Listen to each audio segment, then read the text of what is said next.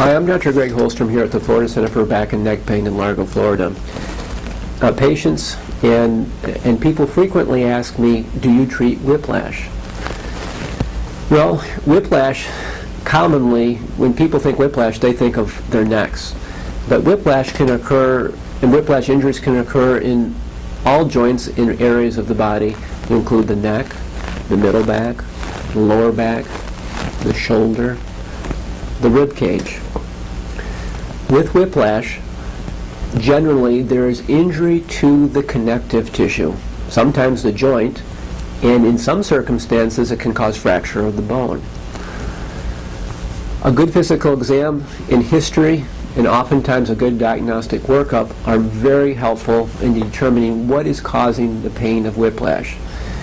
The pain of whiplash injuries commonly comes from ligament damage, but it also can come from injury to the capsular suspension bands which hold the joints together, and also the disc.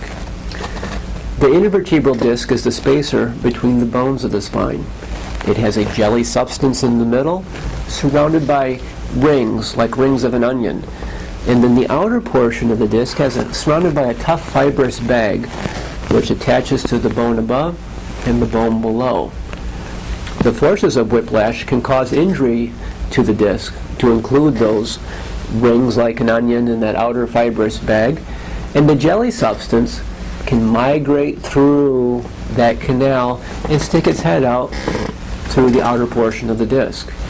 This is a disc herniation, and they are frequently seen in whiplash injuries and involve predominantly the neck and the lower back, but in some forms of trauma can also involve the middle back or the thoracic spine. We treat a lot of whiplash injuries throughout the years here at the Florida Center for Back and Neck Pain, and treatment begins with a good diagnosis. If we determine where the problem and the pain is coming from, then we can determine a good therapy solution. Therapeutic solutions can include in the initial stages the use of cold therapy, the use of light soft tissue massage, the use of electrotherapy, which is nerve and muscle stimulation to help reduce pain and spasm. Frequently we'll use ultrasound, or ultrasound mixed with nerve and muscle stimulation. Ultrasound is high-speed sound waves which produce a deep warmth from the inside out, but can also be used only to push out the swelling and congestion from the injury without heat production. We will oftentimes, and as soon as we can, begin to use joint mobilization or manipulation. And in cases of disc injury or spines that have pre-existing wear and tear, axial decompression is often a very good tool in treating whiplash injuries to the spine in both the neck, the lower back, but also the middle back as well. As patients improve with whiplash types of injuries and the pain reduces, our goal is always, almost always, to involve them in some type of rehab strengthening.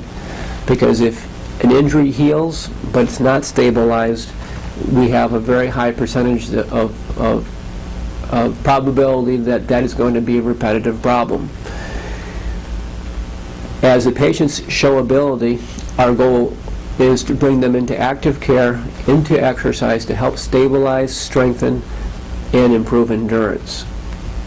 Over the course of time, I have found that people with whiplash injuries oftentimes respond extremely well to these forms of therapy and leave care very happy with their results. I'm Dr. Greg Holstrom here at the Florida Center for Back and Neck Pain in Largo, Florida.